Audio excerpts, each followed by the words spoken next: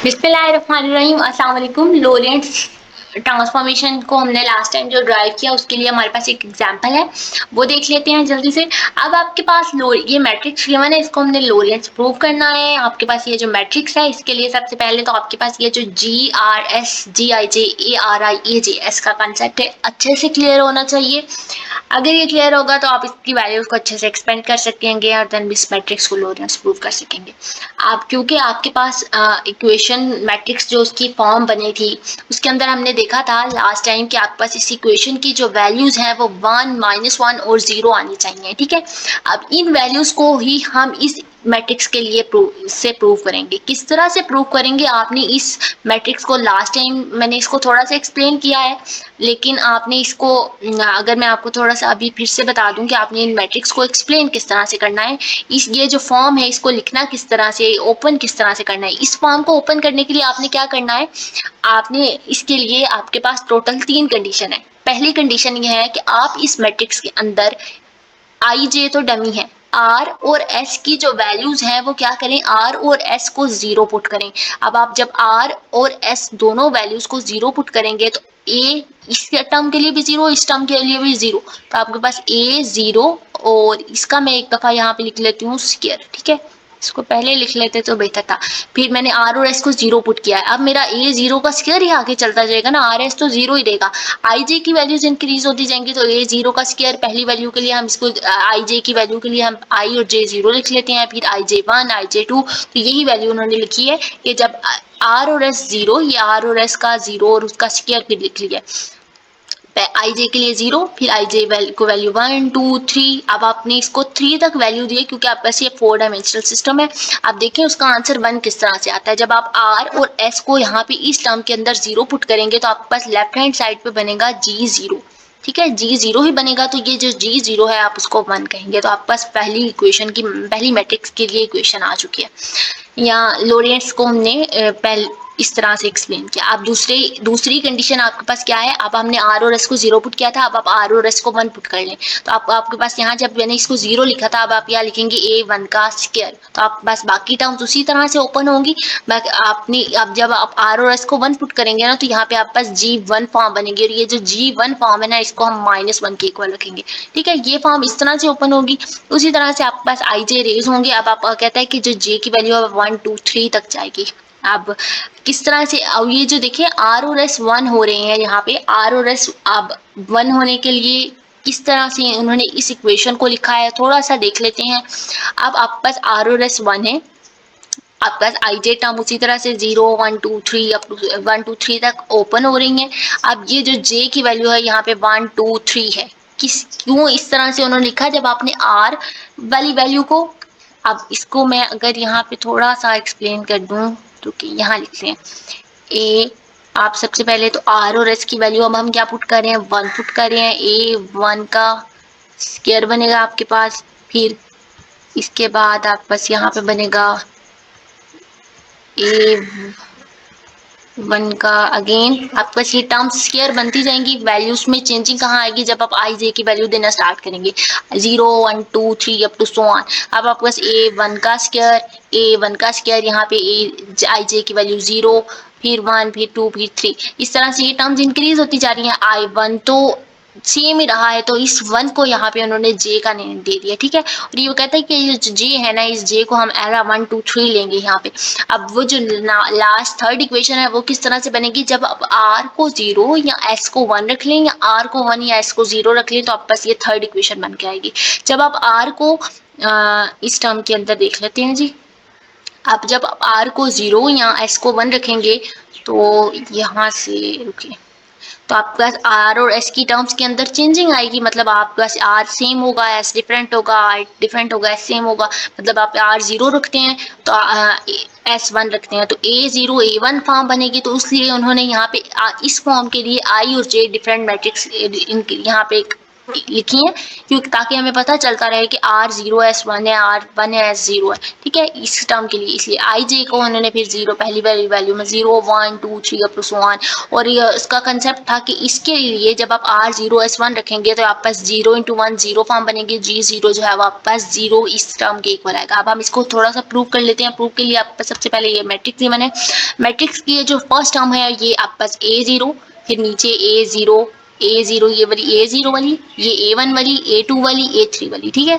अब ये जो A0 है इसकी फर्स्ट टर्म A00, फिर A01, A02, A03, फिर ये A1 है, इस A1 की वैल्यूज को रेज कर लें A2, इसी तरह से A3। अब फार्मूलाज में वैल्यूज पुट करें। A00 की जगह पे स्क्वायर रूट 3 का स्क्वायर, फिर A01 ये आपके पास A01 की वैल्यू है वो पुट करें, फिर A02 तो आपके पास ये वाली वैल्यू 1 का स्क्वायर और A03 1 का स्क्वायर। इसको जब स्क्वायर ओपन करेंगे आपके पास इस टर्म के लिए इसका आंसर 1 आना चाहिए, और उन्होंने यहाँ पे प्रूव किया हुआ है इसका आंसर जो है वो 1 आता है, ठीक है। नेक्स्ट बी इक्वेशन में चलते हैं।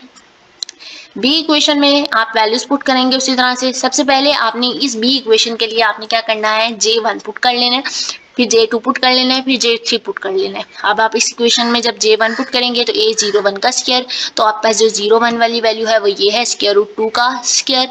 फिर अगली वाली में J1 पुट करें तो यहाँ पे A11 करें तो A1 का स्क्वायर स्क्वायर रूट 6 ओवर 2 का स्क्वायर, ये टर्म लिखी है एंड ये वाली, ठीक है। उसके बाद अब A21 वाली वैल्यू देख लें। A21 वाली वैल्यू आपके पास कौन सी है,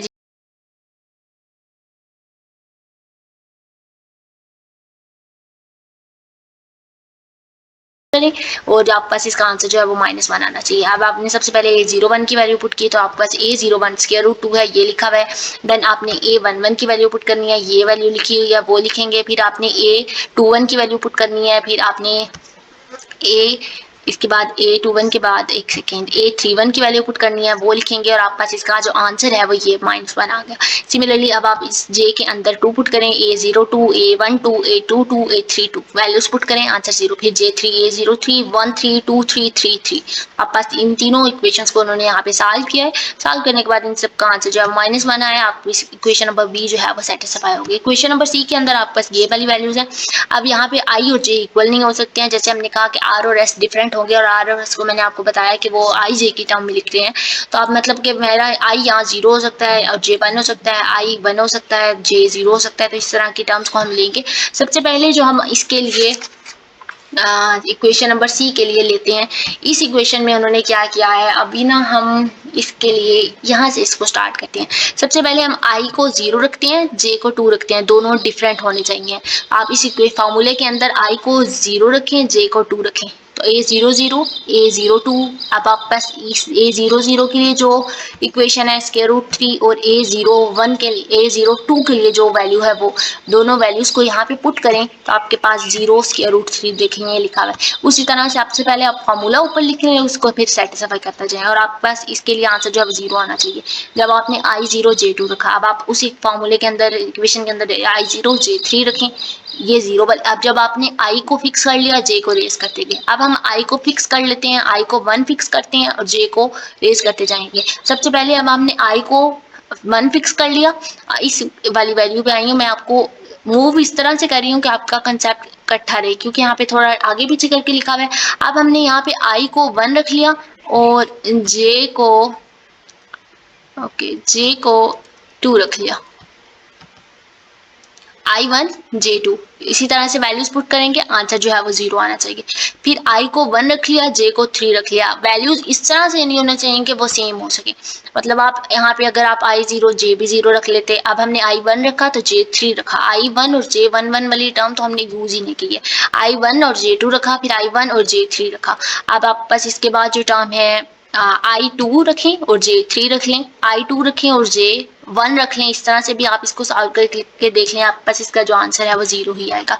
इसके बाद होप ये सिंपल से सिंप्लीफिकेशन है। मैंने आपको स्टार्टिंग में थोड़ा सी एक्सप्लेनेशन इसीलिए दे दी कि वैल्यूज पुट करना आप लोग, अब आप एमएससी के स्टूडेंट है, इजी होता है, तो इसलिए मैंने इसको बहुत ज़्यादा स्क्वायर रूट्स को या इक्वेशंस की स्क्वायर्स को एक्सप्लेन नहीं किया। Prove that the simple Lorentz transformation, जो कि हमने लास्ट टाइम एक नोट में देखा था, रिलेटिविस्टिक डिस्टेंस जो है वह इनवेरिएंट रहता है। तो कहता है कि ये इनवेरिएंट है, इसके लिए ये जो कंडीशंस हैं x tilde not x tilde 1, x tilde 2 ये हमने लास्ट टाइम लोरेंट्स ट्रांसफॉर्मेशन में ट्राई की। आपके हैंडआउट्स में ये जो ट्रांसफॉर्मेशन है ना लोरेंट्स की, काफ़ी डिफिकल्ट चेंज है। रिलेटिविटी की काफ़ी बुक्स के अंदर मैं आपको एक्सप्लेन इसलिए कर रही हूँ कि आपका कंसेप्ट अगर अच्छे से क्लियर होता है तो ठीक है, अदरवाइज आपने इसको याद ही करना है यहाँ पे। तो मैं इसकी एक्सप्लेनेशन मैंने लास्ट में थोड़ी सी बताई है इसकी। आप देखें ये आपके पास एक्सटेल्डा 1, एक्सटेल्डा 2, एक्सटेल्डा 3 इन्होंने ये वैल्यूज आपको स्टार्टिंग में दे दी थी क्वेश्चन के अंदर। डी एस के जी आई जे ये आपके पास मीट्रिक डिफाइन है, G I J D X I D J. G I J तो मिनकॉस की स्पेस टाइम होता है क्योंकि मिनकॉस की स्पेस टाइम के अंदर मीट्रिक टेंसर भी होता है। अब अगर है कि इनवेरिएंट है, अब मतलब अगर डी एस स्क्वायर इस सिस्टम में ये है तो डी एस टिल्डा स्क्वायर की वैल्यू जो है वो ये होगी। अगर जी आई जे सिस्टम है तो जी टिल्डा आई जे सिस्टम होगा। अब आप उसने क्या किया, क्योंकि मिनकॉस की स्पेस है, इसके लिए एक और चीज़ एक्सप्लेन कर लेते हैं। ठीक है, अब आप बस डी एस टिल्डा स्क्वायर की वैल्यूज को आप यहाँ पे ओपन कर लें। ओपन करेंगे सबसे पहले हम आई जे डमी है 0 वैल्यू दें, फिर जे 1 वैल्यू दें, फिर 2 फिर 3। अब 0 0 1 1 2 2 3 3 सारी वैल्यूज अब हमने इसको दे दी हैं। वैल्यूज देने के बाद आप इस डी एक्स टिल्डा नॉट की वैल्यू को पुट कर लें। D H is X tilde naught की जो वैल्यू हमने आपने याद करनी है X naught minus B X one one minus beta square, ये वैल्यूज पुट की। डी एक्स वन की वैल्यू पुट की, डी एक्स टू की वैल्यू एक्स टू तो एज एक्स टिल्डा टू तो एक्स टू के इक्वल है वो पुट किया, x tilde three x three के इक्वल है वो पुट किया। अब देखिए यहाँ पे भी 1 माइनस बीटा स्क्वायर आ रहा है, 1 माइनस बीटा स्क्वायर हमने इसके अंदर से क्या किया, कॉमन ले लिया। फर्स्ट वैल्यू के अंदर आपके पास डी एक्स नॉट का स्क्वायर और बीटा एक्स वन का स्क्वायर, ये टर्म देखिए आप 1 माइनस बीटा स्क्वायर बाहर चला गया। मैं इसको थोड़ा सा अगर एक्सप्लेन करूँ तो आपके पास सिर्फ ये वाली टर्म जो है वो रह जाएगी और इसके ऊपर देखें स्क्वायर है, इसका स्क्वायर ओपन कर लें। फर्स्ट टर्म का स्क्वायर डी एक्स नॉट का स्क्वायर आ गया, फिर बीटा एक्स वन का स्क्वायर बीटा स्क्वायर और एक्स वन का स्क्वायर, ये डी अंदर मल्टीप्लाई होगा तो beta square D x one square हो गया। फिर माइनस साइन है तो minus two A B formula होता है तो minus two D x naught और बीटा एक्स वन, तो ये उन्होंने टर्म्स लिखी हुई हैं। सिमिलरली यहाँ से भी कॉमन लिया हुआ है, इस टर्म के ऊपर भी देखें ये सारी के ऊपर स्क्वायर है, इसके ऊपर भी आप A square minus B square minus two A B का फॉर्मूला ओपन करें। सबसे पहले डी एक्स वन का square minus D x one का स्क्वायर, फिर बीटा सेकेंड टर्म का square beta square D x not का स्क्वायर और फिर फॉर्मूले का 2b डी एक्स नॉट। फॉर्मूले के अकॉर्डिंग आपने इसको ओपन करना है, माइनस ए प्लस बी स्क्वायर है, या अगर आप इसको रीअरेंज कर लें एक्स वन पहले लिख लें माइनस बी वाली टर्म बाद में लिख लें, फॉर्मूला उसी तरह से ओपन होगा डी एक्स टू का स्क्वायर डी एक्स थ्री का स्क्वायर। इसको करने के बाद आपने इसको थोड़ी सी सिंप्लीफिकेशन करनी है। सिंप्लीफिकेशन क्या करनी है, अब आपने क्या करना है कि आप डी एक्स नॉट वाली टर्म्स के अंदर से डी एक्स नॉट कॉमन ले लें, डी एक्स वन वाली का टर्म्स को इकट्ठा कर लें और उधर से डी एक्स वन कॉमन ले लें। अब आपके पास ये डी एक्स नॉट वाली टर्म ये डी एक्स नॉट वाली term D x not common ले लेंगे तो 1 माइनस बीटा स्क्वायर रह जाएगा। सिमिलरली ये टर्म तो कैंसिल हो चुकी है, beta D x one common ले लेंगे तो 1 माइनस बीटा स्क्वायर रह जाएगा। Beta square D x one square common लेंगे जब आप तो minus one plus beta square रह जाएगा। आप इसको सिंपल मजीद करेंगे तो आपका माइनस जो है वो हम इसको माइनस को स्टार्ट में ले सकते हैं तो 1 माइनस बीटा स्क्वायर हो जाएगा। फिर ये d x two square D x three square as it is, यही टर्म उन्होंने लिखे हैं। D x nought square common लिया तो 1 minus beta square D x one square common लिया, 1 माइनस बीटा स्क्वायर क्योंकि हमने कॉमन लिया था दोनों से मल्टीप्लाई हो रहा था। अब मजीद सिंप्लीफिकेशन के लिए ये दोनों टर्म्स कैंसिल हो गए, आप बस D x not D x one D x two D x three square आ गया और ये टर्म हमारे पास डी एक्स स्क्वायर के इक्वल थी, D S tilde square D S square के इक्वल हो गया और ये हमने प्रूव करना था कि ये इनवेरिएंट होता है। आपको अच्छे से समझ आया होगा। अगर कोई पॉइंट समझ नहीं आता तो आप मुझे कमेंट कर दें। अभी अगर आप मेरे चैनल पे नहीं हो तो चैनल को सब्सक्राइब कर दें, इससे मुझे आपकी सपोर्ट मिलती है। अच्छा लगे तो आप कमेंट किया करें, इससे मैं आपकी जो रिमेनिंग वीडियोस रहेगी मुझे अच्छा लगता है कि मैं उसको जितनी जल्दी हो सके वो पूरा करूँ। अभी तक के लिए अल्लाह हाफिज़, थैंक यू।